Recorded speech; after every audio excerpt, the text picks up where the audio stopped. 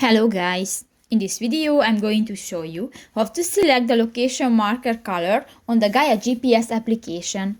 But first of all, I just want to mention, please don't forget to subscribe to our channel, because at 100,000 subscribers we are going to show you our YouTube revenue statistics and growth strategy, how to make money online. So let's jump into it. First of all, open the application on your device.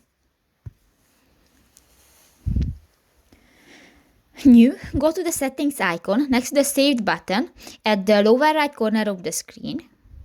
And here you can find the fourth option, the map controls.